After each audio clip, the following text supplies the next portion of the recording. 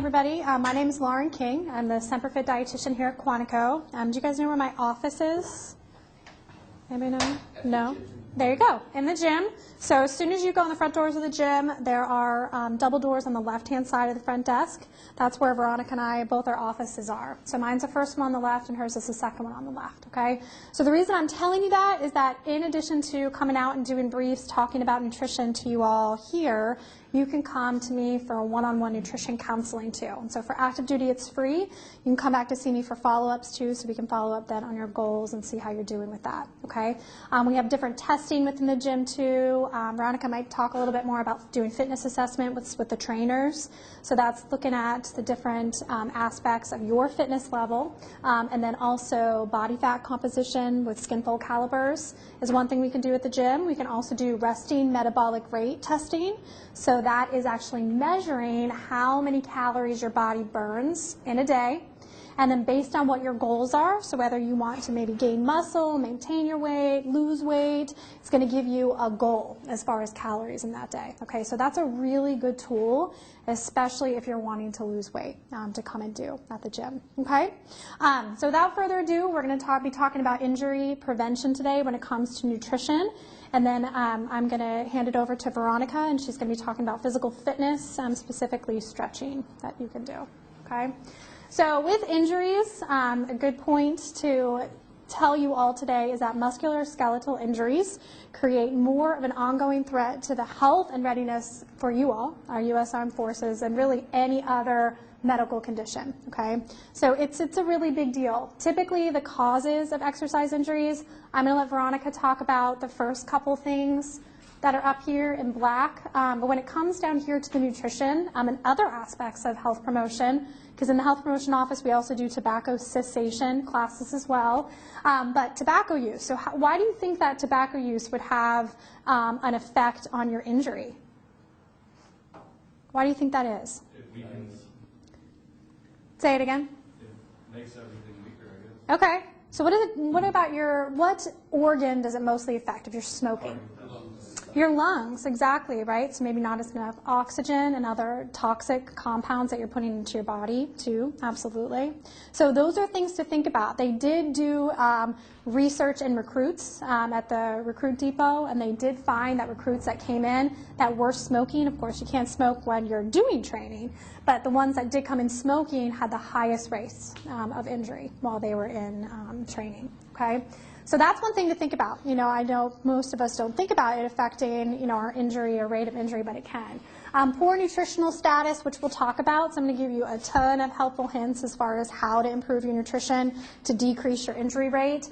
And then inadequate. A lot of times I see 99% of the time, actually, not just a lot, most of the time, I see Marines come in to see me that actually aren't eating enough calories. So why would that be? Why do you think they would come in to see me without eating enough calories? What do you think they're trying to do? Lose weight. Lose weight, exactly. Yeah, so there's a threshold of how low you can go in calories, okay, because they always say calories in, calories down, but there's a threshold. If you go too low, what's going to happen? Maintain starvation. You can go into starvation, exactly. Yeah, and so then what happens with your weight? You gain it. Okay, so weight can at first drop, and why do you think it drops? If you're going and doing like a starvation diet, why would it drop at first? It's shock, and what is it losing? Is it losing body fat? Muscle. Yep, muscle, and what else? So you get in the sauna with plastic suits, there you go. I'm like, what are you losing? Water, exactly, water weight, yeah.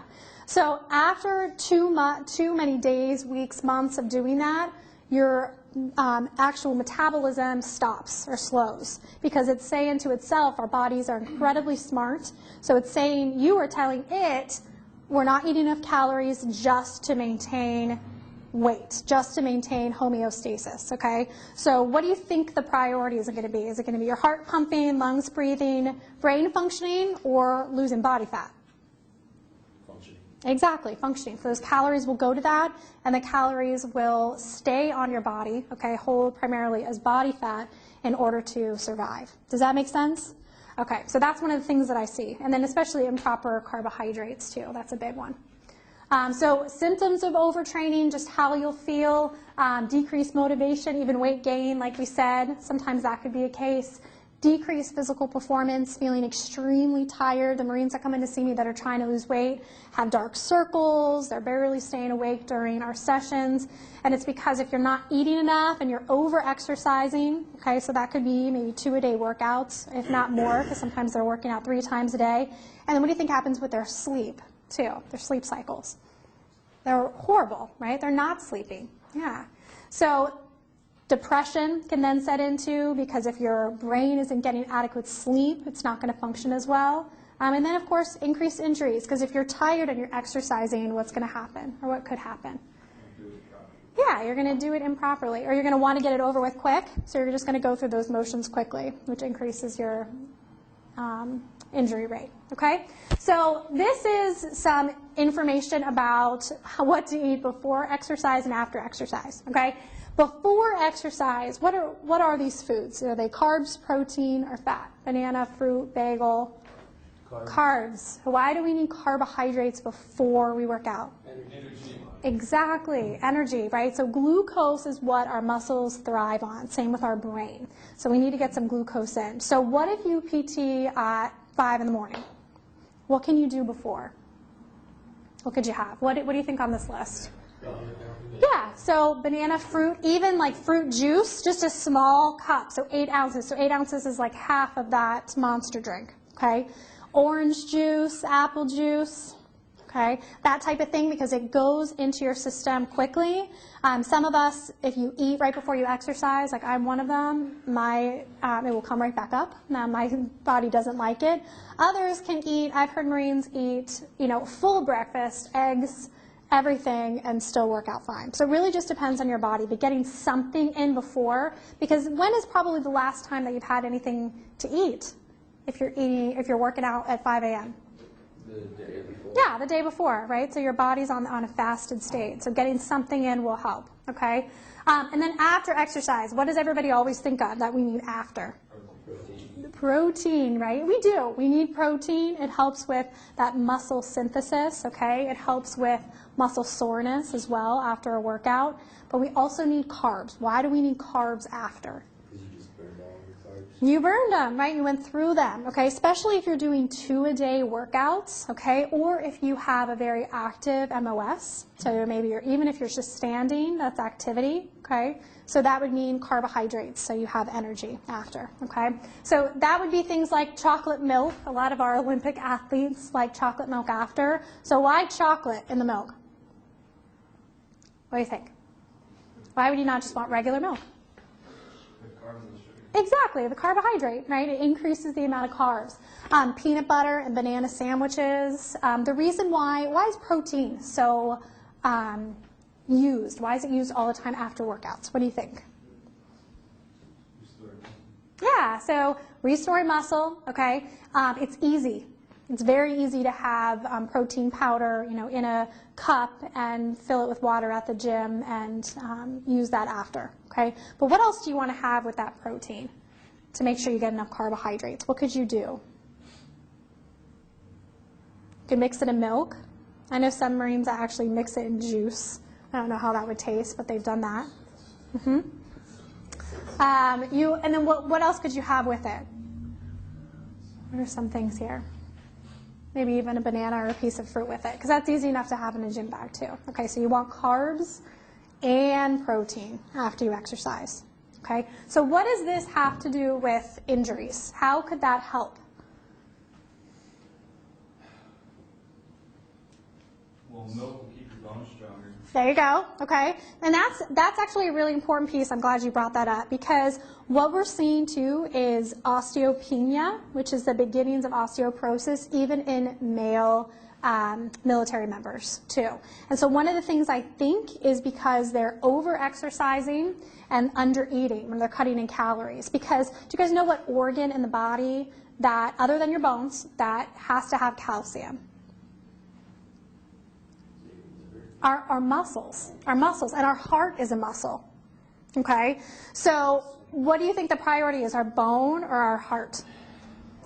Our heart, exactly. That's what keeps us alive. So the body, if we're not getting enough calcium, because I know there's a big trend right now when it comes to fad diets and cutting dairy out, Okay, and you can get dairy from other foods. Do you guys know what other foods you can get dairy from? Yogurt, cheese.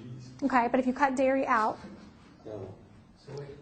okay, soy, but it isn't naturally found in soy. It's fortified, so they have to put it back in. You can get it from green leafy vegetables. So who in here eats like 5 cups of spinach in a day? Some of us? Good. So if you do, you could get it in, but most of us don't. So if you're cutting out dairy and you're not eating enough of the other foods that have naturally or have natural forms of calcium or vitamin D, or you are maybe not having anything to replace it that's fortified with it, like soy or almond milk, those types of food sources, you could be low in that. So that's a great example of how our body is affected by poor nutrition. Okay, and those are some of the minerals. All right. But then also this is how you feel. So it's energy into your body, because if you're working out on low energy, you're probably going to do something silly to yourself, either overwork or not be paying attention and injure yourself too. Okay. So recovery time, the body is most receptive to nutrition after a workout, which is great, because typically when you're done exercising, about an hour after, how do you feel? Sleepy or hungry. That's what I'm going for. You're supposed to feel hungry an hour after a workout, but maybe sleepy. Okay, but the maximum time to get that nutrition back into your body is about 30 to 45 minutes, okay? An hour would be great to get something in, so whether it's a snack or a meal. The good thing about nutrition and what we're learning is that really you have 24 hours after a workout to increase your, or to get that muscle fed, to make sure that you're refueling yourself with carbohydrates, getting the vitamins and minerals that you need, okay?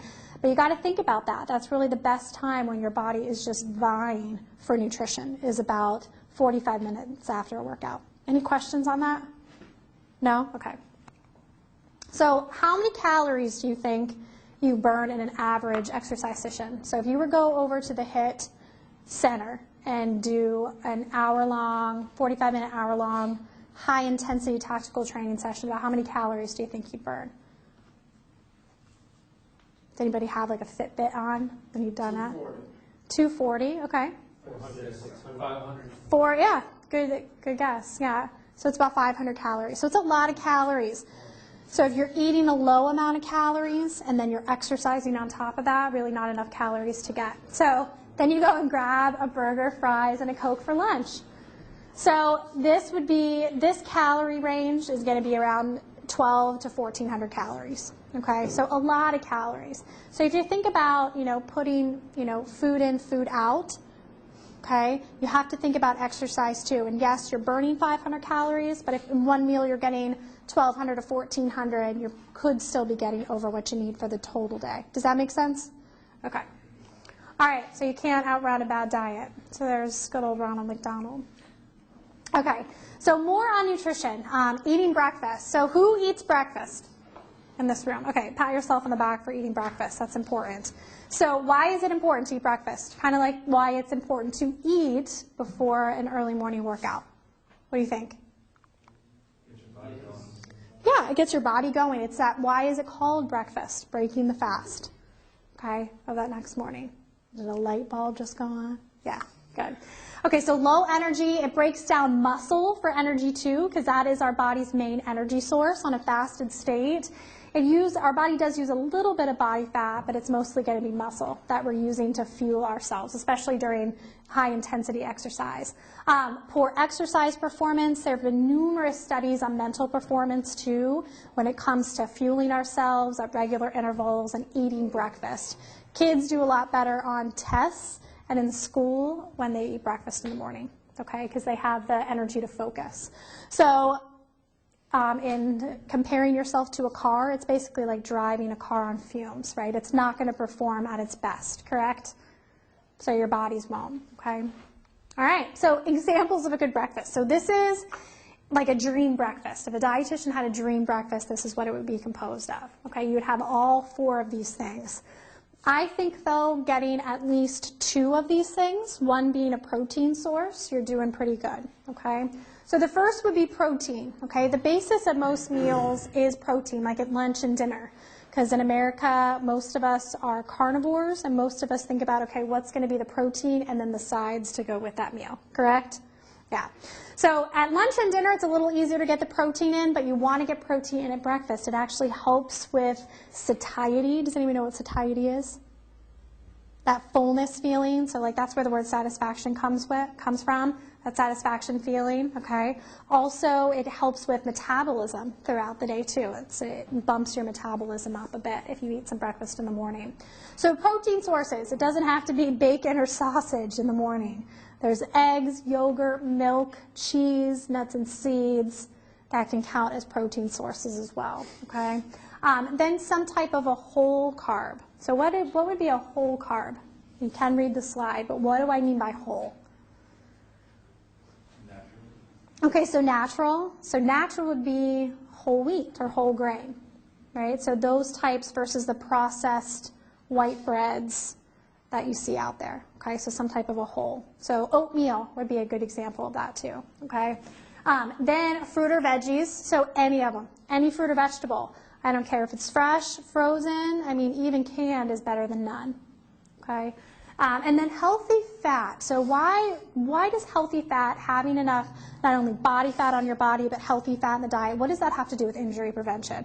What does that do for our joints and ligaments? Yeah, exactly. It's that lubrication. It cushions them. So that's an important piece. Because I get Marines that come in and they're like, I want to be like 2% body fat. I'm like, well, you want to be producing any hormones, plus your bones would probably break if you were 2% body fat. Yes? Is bacon healthy fat? Yes and no. So more research is saying that the saturated fat that we've always taught that was just the bad fat that clogged our arteries isn't good, right? And so saturated fat is basically from any animal source and a lot of packaged foods, so things like Oreo cookies, Ritz crackers, Pop-Tarts. The fat in those is all saturated fat. So when it comes from a whole food source, something like bacon, okay, like an animal fat, it's just about moderation. Like I wouldn't have bacon every day. I would have it maybe a couple days a week. Something like a processed food, that's what I would eliminate from your diet. So it's not that bacon is necessarily a bad fat, it's just how often you're eating it. You don't want to choose it every day. But where to focus on your diet, where to get the fat not from, is going to be the packaged processed foods. Does that make sense? Like eggs is a good example. It used to be like 15 years ago we taught no eggs because the yolk had a lot of cholesterol, a lot of saturated fat. And now we know that cholesterol and saturated fat in the diet isn't actually correlating with high cholesterol levels anymore. So a whole egg, yolk included, is actually fine to add. Plus you're missing half the protein, the fat-soluble vitamins, and then also some other nutrients in that egg yolk that you wouldn't get just by eating the egg whites. Okay? All right. So other healthy fats. So where you want to choose your fat from is plant or fish sources. So peanut butter's back in, because it used to be back in the 90s, like no fat at all. So peanut butter was always a bad food. But now we know that it comes from a plant. It's a good form of food. It's an oil. Avocado, a good form of fat. Any oil that's liquid at room temperature, canola oil, olive oil, those are all good oils to use. What else is up there? And nuts and seeds, too. So in their natural state as well, okay? So add those in at breakfast. An example would be on a bagel. So what do you normally put on a bagel? Cream cheese. So what could you put on it? Peanut butter. There you go. Peanut butter, almond butter, something like that. Yeah. Okay. So eating fruits and vegetables at every meal. Who here eats at least one serving of a fruit or vegetable a day? Okay, good. So keep your hand raised if it's 2, 3, 4, 5. So 5 servings is actually what we need with fruits and vegetables. So if everybody puts out their fist, okay, a fist is the perfect representation of what a serving looks like. A fist is about a cup. A larger person would be about a cup and a half. So you would need more calories if you're larger. So hence why your fist size is a bit bigger, okay? So about a cup. So you need 5 fist sizes of fruits and vegetables in a day in order to get the recommended amount of fruits and veggies, Is that okay? 5 of each or just put together? Is that what? 5 of each, like 5 fruits and 5 Altogether. Yeah, if you got more vegetables than that, that would be fine. But yeah, altogether, that's what you're aiming for. Okay? So ideas, bring them to work. If you go to the commissary, any grocery store has the plastic bag of apples and oranges. You can get a whole bunch of bananas and bring that into work. Grapes too, because they last a while. They'll last at least a week just at room temperature. Grapes you actually don't have to refrigerate. The other thing is frozen vegetables. Those are my favorite things. They are just as good as fresh. Does anybody know why? Why are they? Nutrients aren't cooked out. Okay, so nutrients aren't necessarily cooked out. The thing to remember about fresh vegetables is that the longer it goes from in the ground, on the tree, on the vine, the more nutrients it loses. So in Virginia, we don't grow, or we can't grow, our climate doesn't allow for avocados. So where are we getting our avocados from if you see them at the commissary? California or Mexico. Okay, so that avocado has to come a heck of a long way to Virginia. So the longer it is out, okay, not from on its natural source to our mouths and even sitting then at the commissary for maybe a week, the more nutrients it loses. So when you have frozen vegetables, typically they're taken straight from the farm to a manufacturing plant that clean, wash, chop them up, and then flash freeze them. So it locks in a lot of the nutrients. The best way actually of getting fruits and vegetables, I like frozen, but also if you shop at a farmer's market too. So now that we're almost into May, most of the farmers markets will be back open again. If you want to know where they are, just come talk to me after class and I can let you know based on where you live. I can tell you where they are. Because those farmers know they're going to sell them, let's say the farmers market's Saturday, they probably won't pull them until maybe Thursday or Friday. So that's really the freshest way to get in fruits and vegetables. And they taste a lot better too. Like my son will not eat a store-bought tomato, but he will eat tomato that is from a farmer's market. They taste different. Same with the blueberries. They just taste different. Okay. Also things like eating fruit for snacks, adding fruits to your salads, adding veggies to your pizza instead of a meat pizza. Try vegetable pizza. Or get meat on it and put vegetables on it. Okay. All right. So more fiber. So where do we get fiber from? What foods? Not a fiber. But we do get it from that. What? Fruits, vegetables, and then what else? What was the other thing? It's part of that breakfast. Yeah, whole grains, exactly. Yeah. So benefits of fiber, our digestive tract, our hearts, because it carries the bad cholesterol out of our bodies, reduces the risk of stroke. It helps regulate blood sugar. So the reason why it does that is because if you eat a white piece of bread versus a whole grain piece of bread, if that whole grain piece of bread is going to have more fiber in it. So fiber takes longer to break down in the body. So that's why it can help regulate blood sugar, because if you eat something like a piece of white bread, your blood sugar is going to spike pretty high after and then come crashing down after about an hour. Whole wheat bread, if it has fiber and it breaks down more slowly in the system, means that it might spike higher, right, or spike to a moderate level. Okay, because after you eat something, it's always going to spike, and then it comes down not as sharp after it digests. Does that make sense? Okay, so that's why it can help with that. Okay, so whole grains, fruits, vegetables. Okay, so good sources of fiber. So in addition to fruits, veggies, and whole grains, nuts and seeds have a lot of fiber in them. Okay, and then beans as well. Okay, plant foods. So rethink your drink. So we have 2 monsters in the room. So I'm so excited. So this yellow one is a new one for me. So what is it? Monster juice? I'm sure there's 100% juice in that sucker too. So how many grams of sugar is in that monster? 25 grams. Okay, how much is in the regular monster? 27? Okay. So in sugar packets, or up here, what's up on the screen, is sugar cubes. So a sugar cube or a sugar packet is about a teaspoon of sugar, give or take.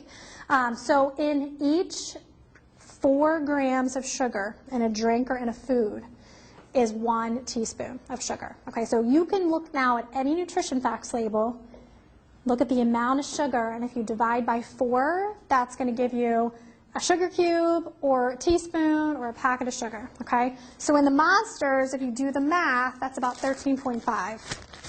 packets of sugar, okay? So other drinks. Does anybody drink Gatorade? Okay, so how many do you think are in that one? That's a 32 ounce, so that's a bigger one. What do you think? It's the same as a Monster.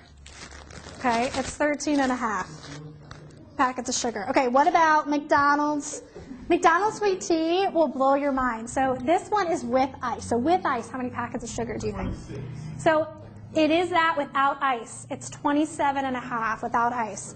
So with ice, so it takes up some of the room. It's about 13.5. Okay, and then the Mountain Dew. What do you think about that one? 40. So it's less. So it's if it were the size of the sweet tea, it would win. It would be more. But this one is a 20 ounce, and the sweet tea is 32 ounces. So that one's 19 packets of sugar. So this Mountain Dew is my favorite because if you think about one sip being about an ounce of Mountain Dew or fluid when we drink, you get a packet of sugar with each sip. And this sucker. So that's a lot of sugar, okay? In most sodas, so this is a cherry Coke, most sodas have about 17 to 18. So almost as much as Mountain Dew, but the Mountain Dew wins, okay? So those are things, to think about. What does sugar do in our system? What does it do with our blood sugar? Spikes it and then it comes right back down. Think about kids on Halloween, right? You get the sugar high and then they crash right after. Okay, and there's lots of things to think about with sugar is that most of these drinks only have sugar, only have that glucose as the main ingredient. You're not getting in any type of protein or healthy fat or really any vitamins and minerals, okay, unless they're supplemented or fortified back into that drink, okay. So a lot of calories, too. That's one thing to think about. So this is a good example of calories throughout the day just in beverages. So if you think about starting off your day with a small glass of orange juice, medium mocha, maybe you get it at Starbucks, you have a Coke at lunch, maybe in the afternoon, some kind of fruit drink that you get from a vending machine. At night with dinner, you have a sweet tea, and then after dinner, you have a beer. So all of those calories altogether is about almost 1,400 calories in a day. So you can be getting in a lot of calories. So cutting out things like sugary beverages, cutting back on alcohol, it's a really good way to lose weight. And how does weight affect injury? What do you think? If you have a higher percentage of body fat, what's that going to do? Think about your your back, your lower limbs. So it's going to put more weight, right? Exactly, and especially when we're carrying weight, men especially carry it in the front region, okay? So it's going to put a lot of strain on your back and then strain on your knees too, okay? So that could increase your rate of injury. Higher body fat percentage or being at a higher weight increases your rate of injury, okay? So that's one thing to think about too. So be keeping yourself at an ideal weight. Okay, so food labels. We're going to play a fun little game. So why is reading food labels? And not necessarily the nutrition facts, but the ingredients. Why do you want to read the ingredients of food? Just for fun, just to look at it. What do you think? To see the real stuff or Yeah, stuff. exactly. To see if like the number one ingredient is sugar or what the heck is in that product, right? So I want you to guess what this food is. Okay, so what I've done is I've highlighted a couple of fun things in there. Everything that is red is salt. So there's sodium caseinate, salt, monosodium glutamate, which is MSG, spice. It is. So what do you think it is? There you go. Right, MSG flavor too. They used to have that. Seriously, they used to have that. Yeah. All right, what about the next one? So the very first ingredient is the second ingredient, because the first ingredient is sugar. Second ingredient is partially hydrogenated vegetable and or animal shortening. So that means trans fat. So this food is primarily made up of sugar and trans fat. What do you think it is?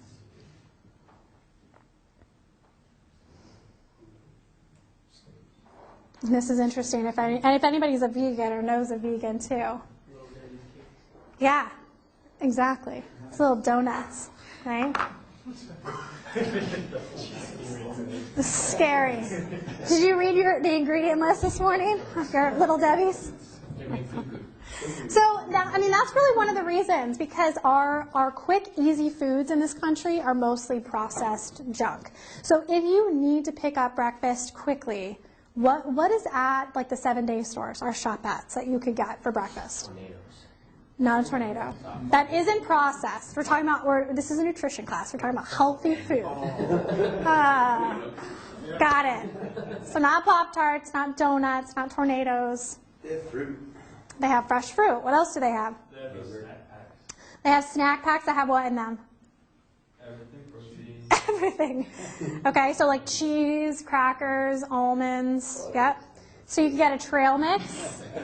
A trail mix without candy, preferably. I know. That's the best kind. I know. What else do they have? Do they have hard-boiled eggs? Yes. They have milk, yogurt. They have hummus and pretzels. They have sushi. Some of them do. They have sandwiches, too. It's a decent choice, okay? They have all different kinds of waters, flavored waters, unsweet tea, coffee you can grab if you need some caffeine. That's the best way to get it, okay? So they do have healthful choices. You just have to look for them, okay? And putting those foods together, you could actually make a decent breakfast. So some hard-boiled eggs, a yogurt, a banana, decent breakfast, okay? All right. So you got to read that. So kind of wrapping up some of those healthful food choices, in summary, eating a healthy diet, what to eat, what to decrease. Okay, I know it's obvious, but when it comes to day-to-day decisions, you got to make those decisions day to day, okay? And everybody says, oh, my diet will start on Monday, okay? So water. So this is a really big deal when it comes to nutrition. Most of us don't drink enough water. If you take your weight in pounds and you divide by 2, that's how many ounces of fluid that you need in a day. Okay? So it doesn't have to be all water. What else can count as fluid? Okay, juice can count. It can. What else? Milk. Yeah, if you drink 2 to 3 cups of coffee, that can count as your fluid. If you drink a pot of coffee, it's going to dehydrate you, so not so much. Okay? So juice, water, if you do drink Gatorade, it can count. Okay? So those types of things can count as fluid. It doesn't have to be all water. Okay? When we're tired, when we have a headache, when we feel thirsty, 99% of the time we're dehydrated. It's usually nothing else, just from lack of hydration. Okay. The last thing I'm going to talk about today is dietary supplement use. So this is a really big deal when it comes to injuries. Okay. Why do you think it's such a big deal when it comes to injuries? Dietary supplements. Think about it. People aren't using it properly. So yeah, aren't using it properly, maybe, right? So because like if 1 scoop of C4 is good, 4 must be better. Mm-hmm. You're laughing because it's true. Yeah. Okay, what else? What else? Say that again? Yeah, it's a diet, absolutely. That much caffeine. So anything over about 300 milligrams of caffeine in a day. So 300 would be about a cup of coffee. 1 scoop of an energy drink or an energy supplement can be anywhere between 200 to 300 milligrams of caffeine. So anything above that threshold is going to act like a diuretic, so it can dehydrate you. Yes. So that puts you at risk for injury. Okay, what else? So what does caffeine and stimulants do to the system? Why would that increase? Yeah, not good for your heart, okay? Also, it makes you think that you can do a lot more. So maybe you lift a really heavy weight even though you're extremely fatigued.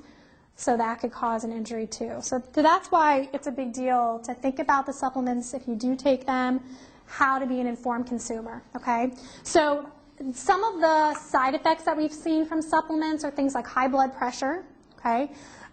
Irregular heartbeat or arrhythmias. So even if you are not in an irregular heartbeat, I've seen this happen before. It happened actually to my father.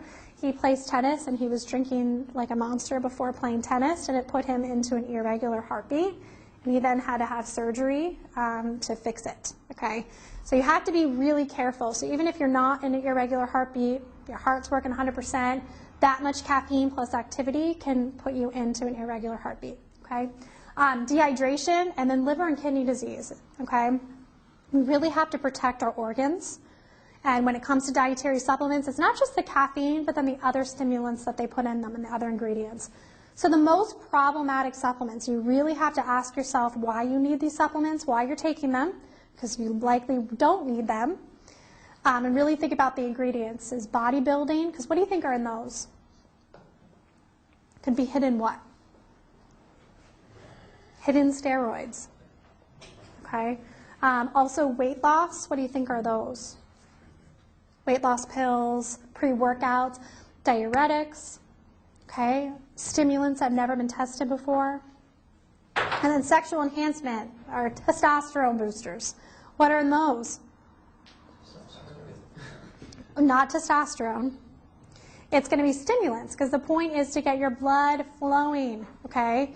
So the goal of that is to put in a lot of stimulants in those products, okay? So that's kind of like that weight loss pill, okay? So these are some supplements that were recently banned, okay? And the thing to remember, and these are the reasons why they were banned. They caused acute hepatitis, which is liver failure, or the beginnings of liver disease and liver failure. And what was found in them, in all of them, was the DMAA, and they found it was a methamphetamine-like substance in them. So it worked like a methamphetamine in the body, okay? So the thing to keep in mind about supplements is that there's no pre-market approval of them. So unlike a prescription drug, you know when you see the drug commercials, like some of my favorites, like you have the guy then talking in a lower voice and it lists out all of the side effects. Why do we know those side effects? They've been tested, exactly. The FDA won't allow them on the market to be prescribed until they're tested. Not as true of dietary supplements. So the reason why they're recalled is why? What do you think has happened to get them to be recalled? Someone has been hurt. And a lot of people actually have to be hurt, okay? Because supplement companies are innocent until proven guilty, okay? So it's a very backward system. So just keep that in mind. One way to shop for supplements is to look for those that have been third-party certified. So what does a third-party certification mean? What do you think that means? They have no bias. Okay, so they don't have any bias, but what the third-party verification means is that that manufacturer has chosen to be more responsible and pay a third-party verification company to come in and test their products. Now, the thing to remember is that they test them to say that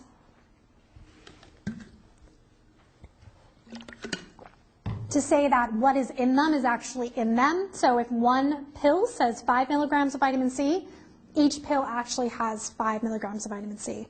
It doesn't say, though, okay, vitamin C can decrease your risk of getting the flu this season. So it doesn't actually test for the efficacy, that it does what it says. Does that make sense? Okay. So be smart using well-known brands. Also, only taking the recommended dose, which we talked about with the C4, and then don't order them online. Why do you think that is? Why would you not want to order a supplement online? Could it be coming from China or Indonesia or Mexico?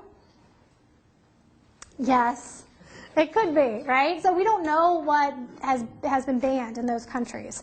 The thing to remember, too, is if you buy at a military base, anything that's also been pulled by DOD won't be there, okay? So this is a really good website. It's a Human Performance Resource Center website. That is what's on the back of all of these handouts.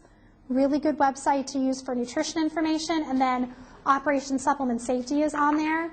This is a new tool. If you click on that, it opens into a PDF, and so what the DOD is doing is that there's no official DOD list of banned supplements. So what the researchers that run this website, they're up at the Uniformed Services University in Bethesda, do is they update all of the different high-risk supplements and then the ingredient in them that has popped any military member positive or has caused an adverse reaction. So if you really want to do your research, pull up that PDF, you can print it off, you can post it in the office to see if any of your supplements are on it or any of the ingredients in your supplements are on it. And that's really the best way to be safe. Okay, any questions about that?